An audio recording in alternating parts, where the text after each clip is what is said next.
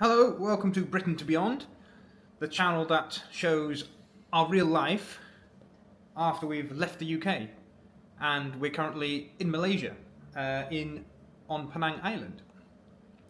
Now, family life for us is very much the same as it was back home. We have a neurodivergent child, our eldest, and we still have outbursts, we still have food issues, very much like we did in the UK. But things have started to become easier in that respect for us, because we've met this fantastic worldschooling community here in Penang. We've met loads of people, and there's active groups that we found on WhatsApp and on Facebook, and we're going to meetups, and there's something happening every few days. So in terms of the social aspect for our kids compared to where we were in Cumbria, the social aspect here is fantastic for the kids. They're really enjoying it. And tonight, my eldest was just sat. We were at Batu Ferenghi on the beachfront, and there was a fire show going on. And there's all this activity, and we were kind of up high, and she was just sat like staring, and she was just amazed. And I said to her, "What? Did you expect it to be like this?" And she was just like, "No," and she just really can't believe what she's seeing. It's just she's finding it so interesting and so entertaining. And to top that off, there's several swimming pools in the as part of the apartment that we're renting at the moment for a month, and they're in that every single day. It's just their quality of life has increased massively because of the activities, the community. It's just they're loving it, and it takes a bit of pressure off us because there's less. We're doing less TV because there's more stuff to do. The weather's better, so they're outside a lot. Although we have to be really careful because it is that hot that there has been issues with them not wearing their hat enough and getting a bit of a sunburnt nose, that kind of thing. So you have to be a bit hot on that. But otherwise, that aspect is quite good. So yeah, the way the kids are sort of adapting is really good, and it's very different here to what it's like in the UK, because it used to be right 7 o'clock bedtime, pitch black everywhere. Where we were very rurally, it was like that. But here there's lots of light.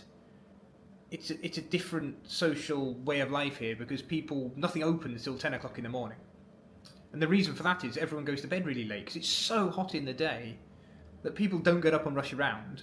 Shops will open at like 10 o'clock in the morning, and then they'll be open all night. Like you have all these night markets and things because it's so much cooler at night. Nothing happens in the day, so people stay up later, and all the restaurants and things tend to be open really late. So people eat at night, and then they get up late in the morning and do that cycle. So we're adapting to that. We were trying to live in the UK kind of right 7 o'clock it's bedtime. Doesn't work here because you end up fighting your kids to go to sleep for hours and hours. It's not worth it. So we're trying to live in a more local way. We're getting up slightly later. We're doing our home-ed stuff early on in the morning, and then we might go out for a home-ed meet midday if it's in somewhere like a cafe where it's there's aircon or something, make it easier for them. And then you might go out in the evenings till 9 or 10 o'clock, and by the time you get back, they're pretty tired, and then they go to bed straight away. So in that aspect, that works fantastically for us. So we're just starting that cycle now, getting used to doing that because we've just found it works so much better. And the other thing I've been doing in the UK, I used to fix everything. I used to do my own car repairs. I did. I used to fix everything. The house, white goods, fridge freezers, whatever needed fixing. I would do it all myself, and I got rid of all my tools. And when we went travelling, I was like, I haven't got any tools. So I thought, there's one thing that I could do with. And that's one of these. What I bought it's not a Leatherman, it's called a tracker. It's a really cheap aluminium Leatherman because I wanted something that's light. So here we go. It's basically one of these. It's one of them. So you've got some pliers, and it's got all kinds of things in it. It's got screwdrivers. You've all seen these things before. It's got screwdrivers and saws and files and posi drivers, just everything you need to do a really bodge repair on something because I like doing it. So the kids have got one of these. It's called a Yoto box. Now we've had significant issues with this one because it's an older one, and it's got here. This is the old charging thing, and it had a magnetic charger that that fitted onto the bottom here, and then it has a magnet on it, and the charger would sit on and magnetise onto it and charge through that. But it's a terrible design, and the wires just snap inside all the time. We've had 2 so far, and I'm not buying another one at like 30 quid for a charger. So what I've done today, using my tracker, is I disassembled this entire box into little pieces, and I took out the charging bit. Now this is the 2 charging pins here. So it just plugs it inside. I don't know if you can see that, but that's the tiny little plug that plugs into the motherboard inside. So what I've done, I've ordered a Type-C female charging socket, the same as you'd have on your mobile phone. So instead of having these 2 pins, we're going to have a Type-C connection on here, and the same plug this end, and that's going to plug inside into the motherboard inside here. And I'm going to make a little hole in the side, and we're going to have a Type-C connector on here instead of having this massive, great big charger. So it's going to make this more compact, and we can just charge it using mobile phone sockets and things that plug straight in. Now, the later versions actually have Type-C things on them anyway, but these things are quite expensive. They're like 150 odd quid or more new, so we didn't want to spend that. And the bit I've ordered is like, it's like 6 ringgits or something. It's almost nothing. So I've been using this tiny screwdriver here, which we use for tightening up glasses and things. So I had to modify that there.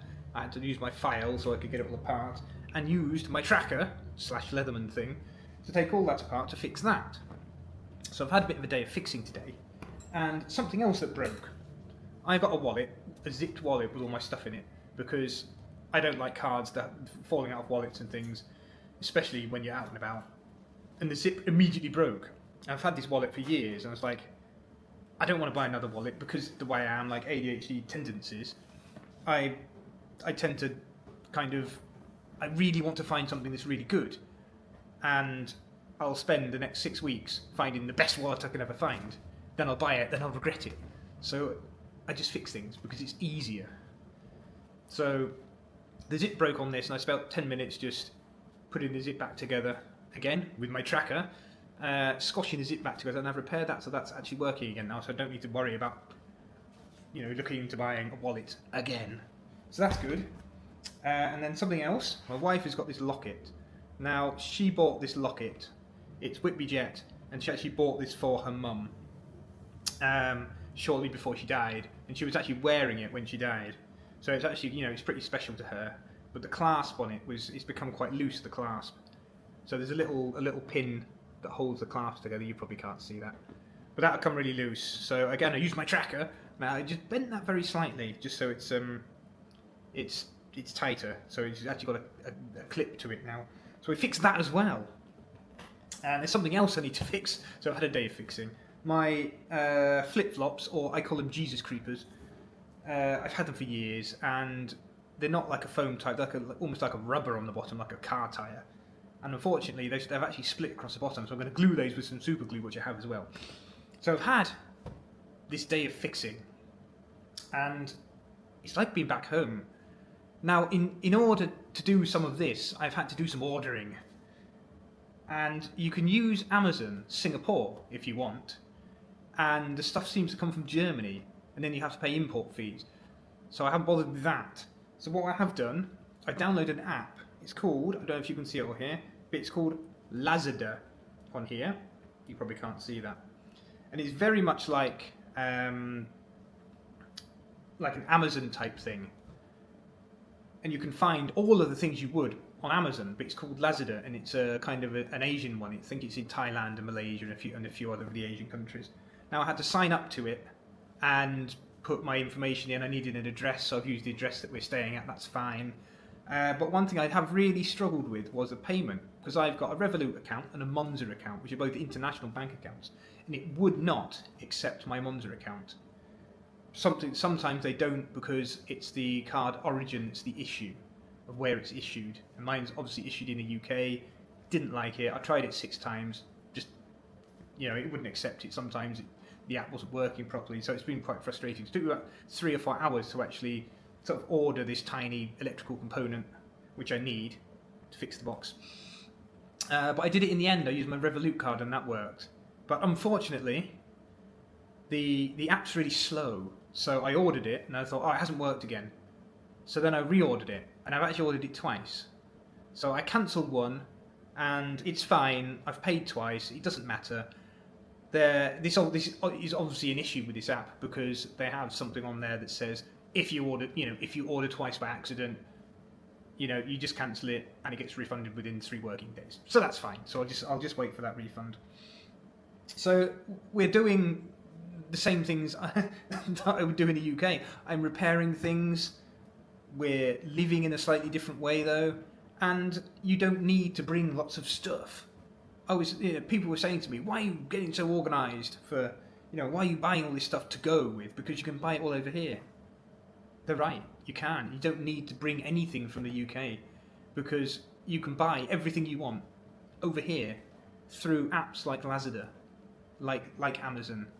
So I've ordered like tiny electrical components, which I didn't think I'd be able to get hold of. But you've got to bear in mind that this is it's actually a very forward country, so you can get anything you want. In terms of clothing, you can go down to the local markets, like the night markets, and get shorts and things for like 1/10 of the price that you would in the UK. Remember, we're close to China, and most of the stuff you buy in the UK, clothes, a lot of it's made in China or Indonesia or places like that. We're closer here. The stuff's really cheap. It's the same quality. You just have to be careful with sizing, because the sizings are a lot smaller in Asia, even though it says it's like, for example, a 36. It's nowhere near a 36. So you just need to be aware of that. But you can buy anything you want here, and that is something I didn't expect, I must admit, because I haven't been here since 2011.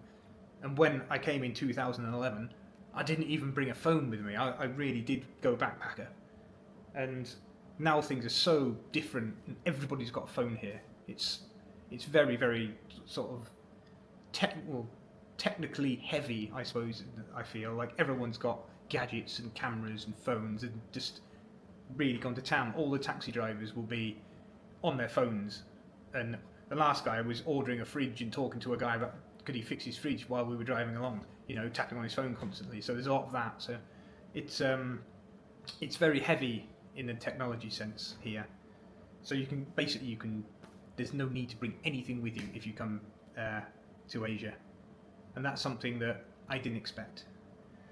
So there we go. That's what I've been doing today: repairing, fixing, and I'm hoping that this stuff comes in the post and I'll get all those little jobs ticked off.